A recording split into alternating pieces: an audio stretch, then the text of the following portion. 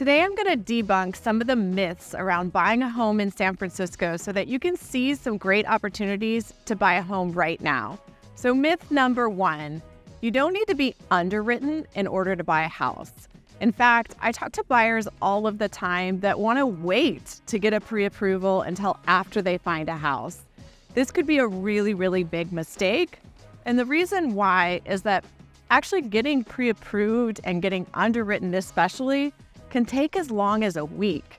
And in San Francisco, homes tend to sell really fast. Often they come on the market on Thursday, and sometimes they get an offer over the weekend, or they actually set an offer date for like Wednesday or Thursday of the following week. So if you're waiting until Sunday to see that home, and then you need a week to get pre-approved, chances are you're going to miss it. Another myth is that pulling your credit is actually going to ruin your credit score. In fact, you can pull your credit as many times as you want in a 30-day period, and it's actually not going to do anything to affect your credit. So if you wanted to talk to multiple lenders, you could. However, here's the thing. I wouldn't recommend getting approved by multiple lenders. I think talking to lenders is really, really smart. Rates vary out there, but don't work with multiple lenders to underwrite you. Figure out who you like, who fits best with you, and then go ahead and work with them and have them underwrite you. Also, by getting fully underwritten, you're actually going to be able to write a more competitive offer, which you may find yourself in a position that you want to do. If you're in a multiple offer situation, chances are that a lot of people are going to be removing their contingencies, and you may find that you want to do that as well. The other thing that a pre-approval is going to help you with is to really understand your budget. So you don't want to spend weeks or months looking at homes that you actually can't afford, or maybe find out that you could afford a little bit more than you thought that you could. Speaking of budget, I would recommend actually getting pre-approved for your maximum budget. This is a little counterintuitive because I think a lot of times buyers don't want to be pushed above their artificially created budget,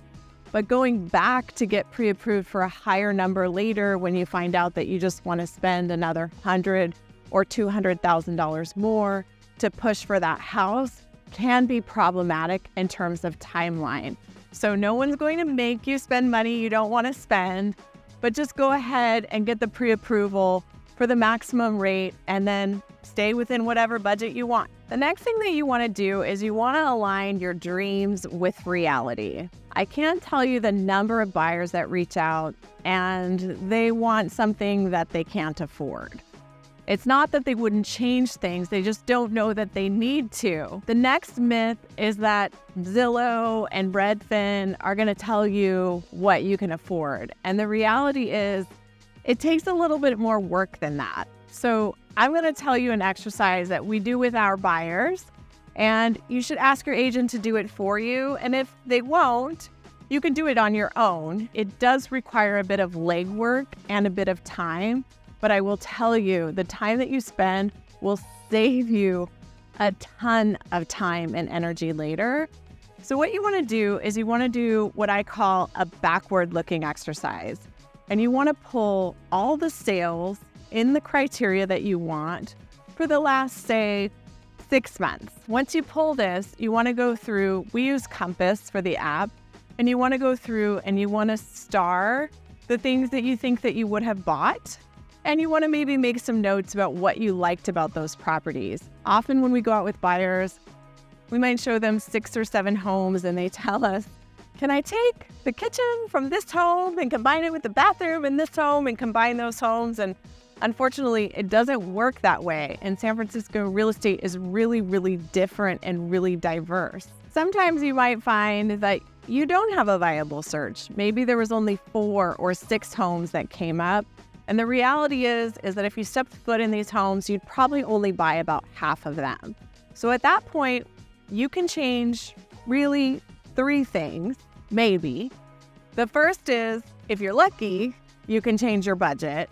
Not everyone can. The second is you can change your neighborhoods.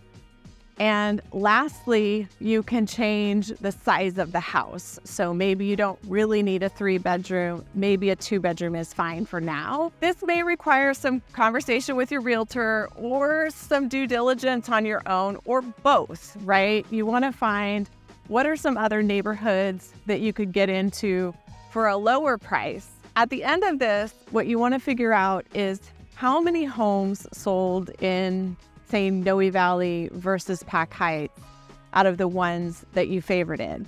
And then you also want to figure out what were the percentage that they sold over or under list price. So you want to start to learn, like for your search, is it a super competitive search? Depending on the price point and the neighborhood, this really changes. Also, what's the price per square foot in different neighborhoods? Do you get more or less in Noe versus Pack Heights? So understanding all of these things on the onset is really going to help you know a good home when you see it. And so you don't have to spend a year or more trying to look for that home and get those data points by putting your feet into those homes. One of the things that we teach our buyers is that you pay about 15 to 20% for sun and another 15 to 20% for walkability. And so if you're really wanting a certain kind of neighborhood, it can be hard to figure out the other neighborhoods that maybe you haven't been in before. So if you'd like, you can check out, we've done tons of videos on this, so feel free to check out those videos.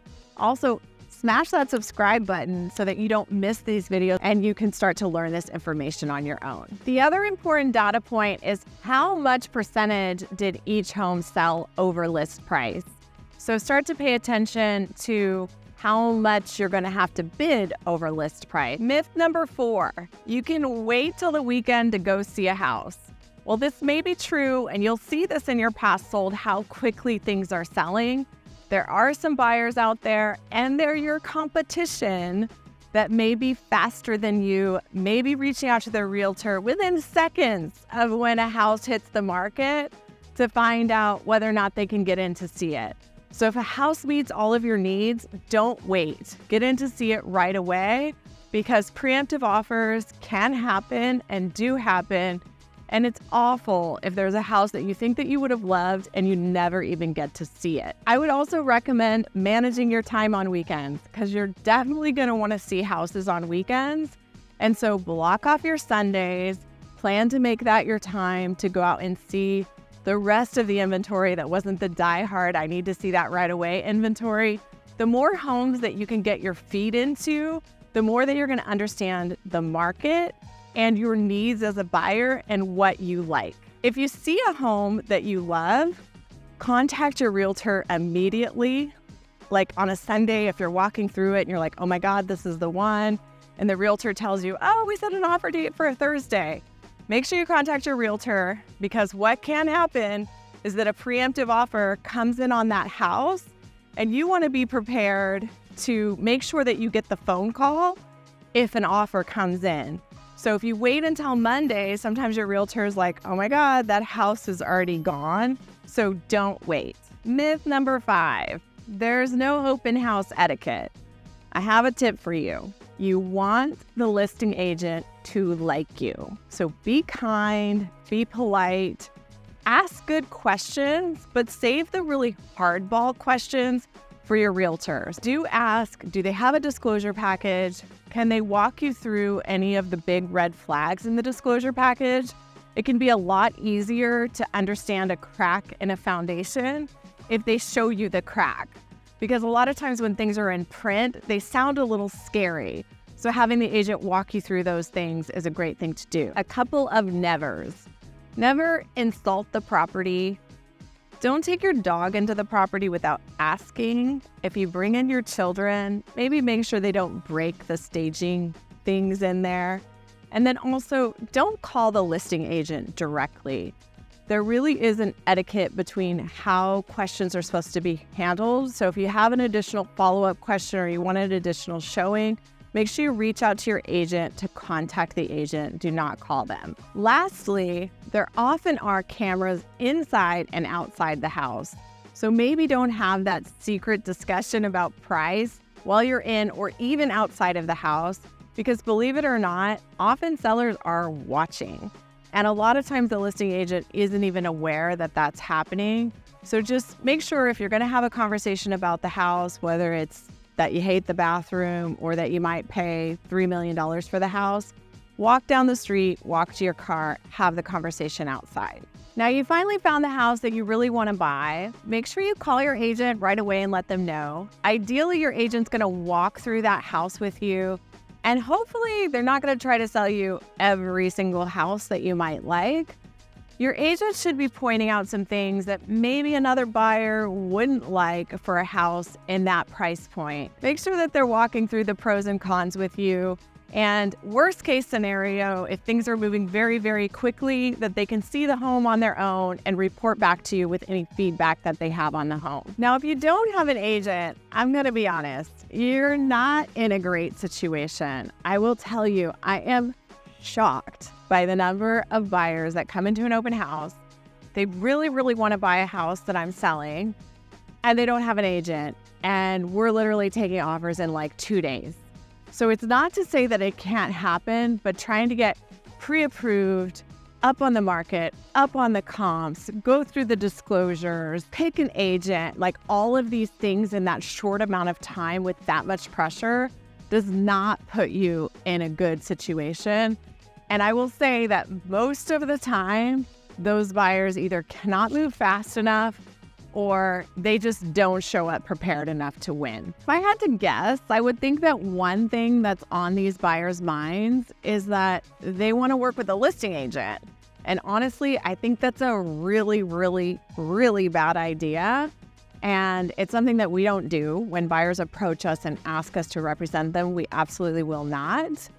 And I'll save that for a video at another time because it's a long-winded answer, but it's a really bad idea. Ideally, if you have the time, it's a great idea to go to the house multiple times. You'll notice that on your second or your third visit, you're actually going to see things that you hadn't seen before. Maybe you notice that the house next door is under construction, or there's a school on the block, or there's a restaurant next door. You're also going to notice the kind of people that hang around outside.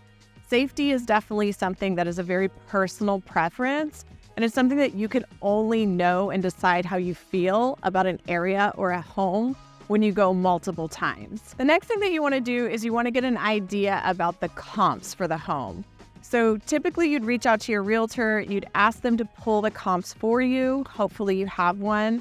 And ideally that realtor has sold a lot of homes and been in a lot of these comps that they're pulling for you, because pictures don't always tell the whole story. So having some background insight to how a home sold, how many offers it got, did it have a bad disclosure package, and how did that affect the value is really important. The other thing that the realtor will want to find out is how competitive is it going to be?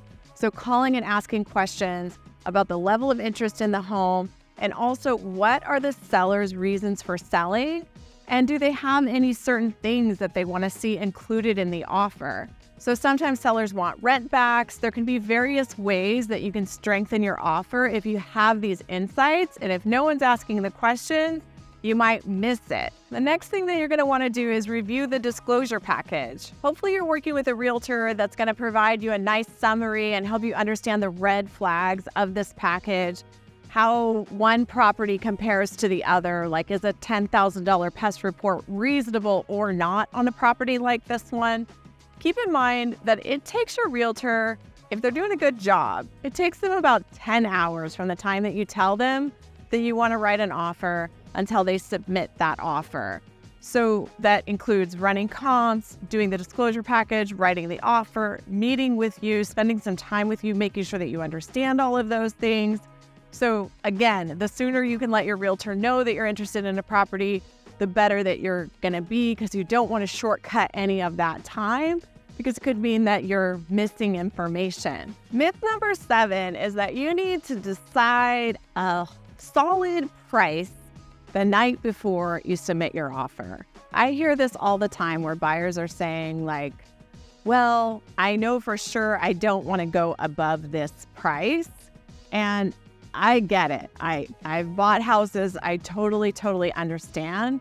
But the reality is that on offer date, it may become apparent to you that somebody else is willing to pay more than that number. And if you hold to that number, what you're going to find out is that the next house that's probably very similar to this one that you wanted to buy is actually going to sell for more than this house. So the way to get a better deal is actually not by painting yourself into a corner and deciding that you will not go above this price, but rather to buy the house if you can afford it and you love it. Do not buy it if you can't afford it. But if you can afford it and you find out a price that you could get it for that number, it's just going to make the next house more expensive. Another thing that you want to make sure is that your schedule is really light the day of offer days. There's a good chance that your agent will need to get in touch with you at the drop of a hat. And if you're not available for several hours, there's also a really good chance that that house is going to go to somebody else. Contrary to popular belief, counters are not always like on paper. Actually, I would say something like 80% of the time, they're soft conversations. And if your agent can't get in touch with you, more than likely, they're going to move on to the other agent and the next buyer that's available and ready to make a deal happen. Myth number 8, your agent doesn't really matter. Maybe you're considering working with your cousin in Santa Monica or your friend that just got into real estate. The agent who you work with really matters. Their reputation matters. Agents want to work with agents who they trust, that they know have prepared the buyer to operate in a way that's going to make the deal really smoothly, that they've gone over everything with them in advance, and that there's no bumps for their sellers. And with there's so many agents to choose from in San Francisco, this is probably one of the most important choices that you could make about buying a home. If you're interested in learning more about different neighborhoods or buying in San Francisco, please check out our neighborhood vlogs or other content. If there's any questions that you have that I didn't cover in this video, feel free to leave it in a comment below. We'd love to be your real estate agent of choice if you're considering making a move in or out of San Francisco. Reach out to us at hello@ruthkrishnan.com or in the contacts below.